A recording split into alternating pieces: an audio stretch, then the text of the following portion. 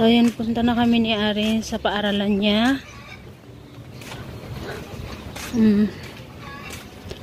Papa-enroll na namin siya. Dito lang sa banda sa amin, guys. Yung panganay ko naman si Ayman doon sa yung sumama kami nung doon kung saan ako nag-aral dati.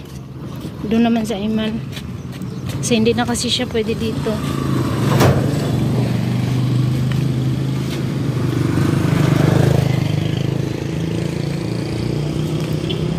Nauna na yung sister-in-law ko at yung auntie ko. Doon kasi sila sa kabila na dumaan. Tsaka kanina ay inantay naman na nila talaga ako, pero nabihis pa kasi si Arin. At saka doon din sila dadaan sa kabila. So sabi ko mauna na lamang sila kasi dito lang kami dadaan. Kasi pag doon ako dadaan sasama sa kanila, talagang matatagalan kami kasi maraming manawag ba. Sa Bisaya pa manawag, nga pahapiton pa ka kay magisrahanay pa ana ba. So mo nang wala na lang ko sabay sa ilaha, diri na lang mi. So kailangan ko din bilisan, guys, no, kasi para makahabol pa ako sa panguha ng saging ulit. Kasi may tapon daw ulit mamaya eh.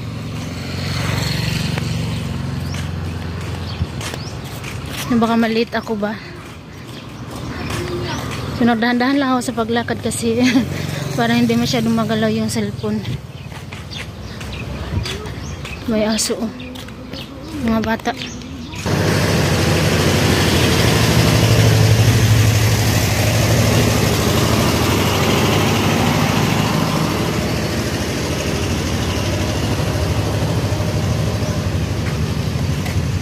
Tumabi muna kami kasi malaki yung truck.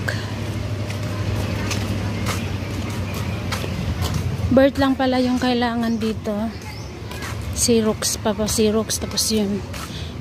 May dala na ako, naka-Xerox na din siya. Dito sa amin pa iba-iba yung panahon. Like kahapon ng tanghalim napakainit, tapos pagka yung padilim na siya, umulan.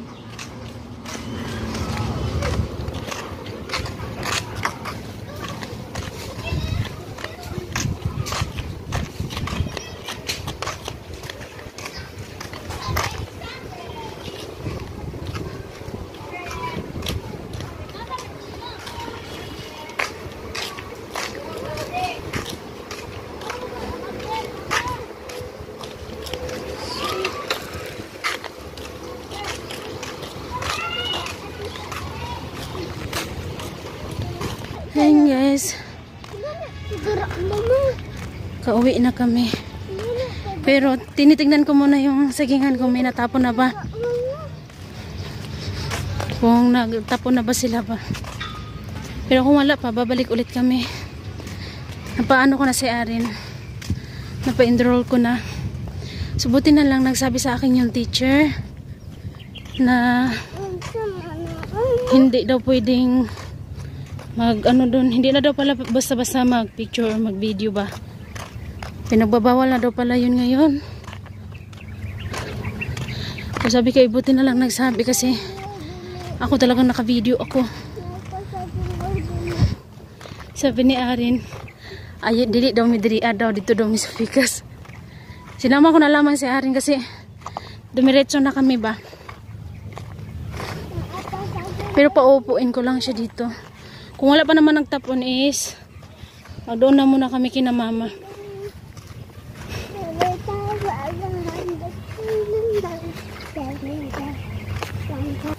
Wala pa guys, hindi pa sila nakatapon kaya uwi muna tayo.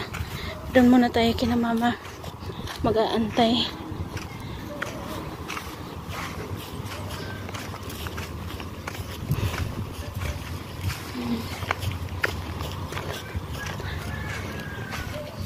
Ang daming tinanong nung papasukan ni Arin. Maestra. Sabi nila kung ipapasok ko daw si Arin doon, baka daw bigla na lamang kaming aalis ulit, yung ganun. Kaya kailang kinonfirm niya lang daw talaga. Ha? Wala pa man gani no. Wala pa mabalik na tadalian niya.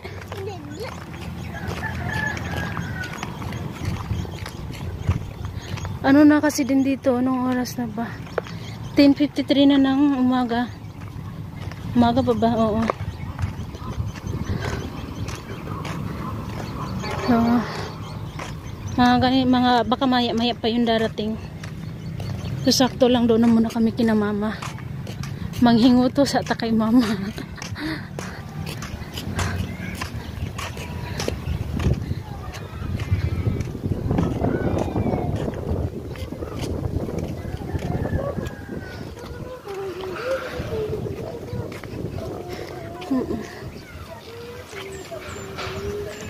Mamaya po ulit guys.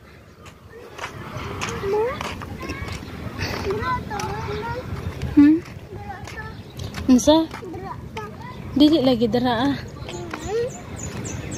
Gusto ni Arin pumunta doon sa pinagbungkalan namin. Sabi ko, wag na tayong pumunta dyan kasi mamaya may magtatapon. Magantay na lang tayo na may magtapon.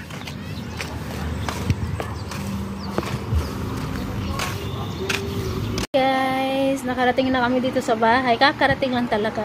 Pagpasok ko dito sa bahay, napaharap talaga ako dito sa electric kasi grabe yung init. So, yun guys, so katapos namin nag-enroll kanina, dumiretso kami doon sa nag-video ko doon kanina, dumiretso kami doon, tinignan namin kung may tapon na ba o wala pa. So bumalik kami, pumunta kami doon kina mama. Doon lang talaga kami sa labas, hindi pa kami nakapasok sa loob. Kaya at saka wala pang isang minuto, parating na yung truck ng magtatapon ng saging. O, bilisan talaga namin, pumunta talaga kami kaagad. Kasi paunahan kasi yun pero pag bago parking lang sila, nandun ka na, nakaabang ka na, diba?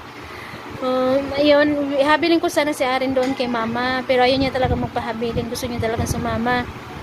So, sinama ko, tsaka yung pamangkin ko din sumama din, kaya doon silang dalawa sa puno, sa ibaba ng puno ng saging, doon sila umupo. Pinasilong ko sila doon, nagsisilpon silang dalawa. Ako lang nangangalkal ng saging, nangunguha ng saging. Hindi ko na siya kinalkal kasi mag-aantay ka lang na baga iyabo nila tong panit sa saging dito sa sulod sa sako. Murag sinako naman ko ni siya, ibisaya na lang nakuha para ma-explain jud ako pag ayo. Murag ang gawas niya, murag gisako ni siya, panit ni siya sa saging. Dayon pagkahuman nila, iyabo na nila dito sa baba sa kuan sa gawas niya. Kami namin dito sa gawas sa gulat. Yeah, mapaabot na lang ka sa ilang giabutan na mo kung naabay yung mga saging nga sulod, ano ba? Gisagol-sagol man ko nila sa di man ko naingon nga kuan lang ba, kung saging lang, kung panit sa saging lang, ana. So sagol-sagol jud na, may balat ang saging, may laman, minsan may saging ganon. Kaya talagang paunahan lang at saka patalasan ng mata baga. Kaya ayun, masaya ako kasi nakakuha ako ng isang sako, pero hinabiling ko na lang doon kina mama. Sa labas ng tindahan nila mama may doon, may upuan, doon ko na lang hinabilin. Papakuha ko na lang mamaya sa kapatid ko. Ayun, mamaya daw magtatapon daw sila ulit, kaya umuwi muna ako saglit. So sabi ko sa kapatid ko, pag tignan-tignan niya baka dadaan yung truck ng magtatapon pag dumaan tawagan ako kaagad para makapunta ako kaagad. Takbo na lang ba? Dito lang kami doon sa may basketball court dadaan para mas mabilis. Kasi kung dito kami dadaan, yung dinaanan namin papunta nung madalas kong dinadaanan dito sa kalsada, medyo malayo. Paliko yung daanan baga. Yun guys, masaya ako na kahit nakakapagod, masakit sa mga braso, sa mga paa, sa bagtak, sakit. So hindi pa ako naghugas kasi talagang pupunta pa ako mamaya kasi sayang din yun. Pag uwi ko dito, yung mga bata naman is nagluto sila ng yung tawag dito, banana fries. Yun. Natutulog si RG. Natutulog si RG. Si Arin hindi ko na dadalhin, ako na lang yung mag-isa pupunta, tsaka yung itong kapatid ko, ayan sasama ko, kami lang dalawa. Share ko lang din po pala yung kamusta yung enrollment ni Arin. Okay na po guys. Excited ako sa pagpasok ng school nila. So, ang babayaran lahat is 250 250 at saka kada buwan na babayaran mo daw is 50 pesos. O, diba? Ang konti lang. So, yun. So, sabi naman daw nila pag wala pang uniform, pwede pa daw sila mag-civilian. Kasi bago pa lang. So, nagtanong talaga yung teacher doon na yun nga, baka sure na ba talaga na dito lang kayo? Baka once pagipasok dito yung bata, alis na naman kayo, lilipat naman kayo. So, hindi daw yung ninaano, yung ganun. Sabi ko, okay naman kami dito na po kami, ma'am, sabi ko sa kanya. Saka actually ma'am, dalawa yung senior ko na din. Actually ma'am, dalawa yung papasok sana ng school. Kaso yung isa ay 7 years old na, kaya doon ko siya paaralin, papapasukin kung saan ako nag-aral dati. So yun, excited ako guys. So sana bagong pasukan ano ko ng mga uniform ng mga bata, no? Sana, diba? So, excited ako. Excited din sa arin din kanina, hindi din siya umiyak. So, bawal din ipakita pala yun doon sa loob. Bawal mag-picture, bawal mag-video. Kaya, pasensya na po kayo. Mag-aantay na lang kami kung kailan yung pasukan. So, bago yung pasukan, maglilinis doon sa school, magguna-guna, ayan. Madumi pa talaga yung kamay ko, guys, ha? Kasi hindi pa ako nahuhus ng kamay, kasi babalik pa tayo doon. Sayang din, guys. So, dito na lang muna po guys. Bye-bye po everyone. Thank you so much. Bye-bye. God bless us all. Bye po.